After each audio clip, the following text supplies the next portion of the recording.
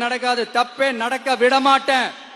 இப்ப நான் சொன்னல, மக்கள் காசுல இருந்து ஒரு பைசா கூட தொட மாட்டேன்னு. அத இப்ப ஆண்டுகிட்டு இருக்கிறவங்க, இதுக்கு முன்னாடி ஆண்டவங்க தில்லா சொல்ல முடியுமா?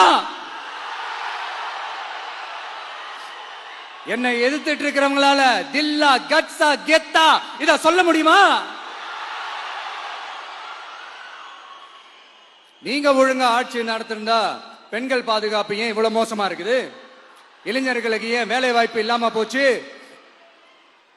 போதைப் பொருள் கலாச்சாரம் ஏன் அதிகமா இருக்கு? சட்டம் ஒழுங்கு ஏன் சரியா இல்ல? வன்முறை ஏன் தலைவரிச்சு ஆறுது? இதுக்கு உங்களால பதில் சொல்ல முடியுமா ஸ்டாலின் சார்? பதில் சொல்ல தகுதி இருக்கான்னு தான் கேட்டிருக்கணும். ஆனா கொஞ்சம் நாகரிகம் கருதி அப்படி வேணான்னு பாக்குறேன்.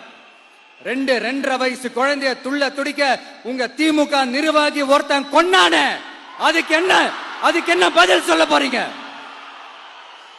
விளாத்திக்குளம் பக்கத்துல +2 படிக்கிற ஒரு பொண்ணு டாய்லெட் வசதி சரியா இல்லாம ஒரு அவசரத்துக்கு காட்டு பக்கம் போய் ஒதுங்கினாங்களே, என்னாச்சு? இந்த உலகத்தை விட்டே போயிட்டாங்க. அதுக்கு என்ன பதில் சொல்ல போறீங்க? இந்த பிள்ளைங்களை உங்களால திருப்பி கொடுக்க முடியுமா சார்?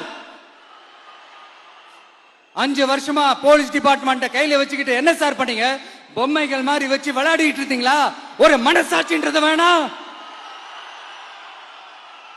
நாங்குநேரி பிரச்சனையை பத்தி பேசினா அது போதையில நடந்துச்சான், போதை பொருட்கள்னால அது நடந்துச்சான். பெரிய கண்டுபிடிப்பு எங்களுக்கு தெரியாது பாரு. அது எங்களுக்கும் தெரியும், உங்களுக்கும் தெரியும். கேள்வி அது இல்ல, அதை ஏன் தடுக்கலன்றதுதான் எங்களுடைய கேள்வி. இது மட்டுமா?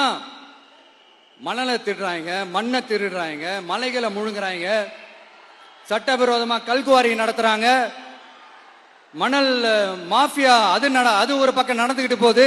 இன்னொரு பக்கம் மினிஸ்டர்ஸ் கொள்ளையடிக்கிறாங்க, இன்னொரு பக்கம் குடும்பமா சேர்ந்து கொள்ளையடிக்கிறாங்க.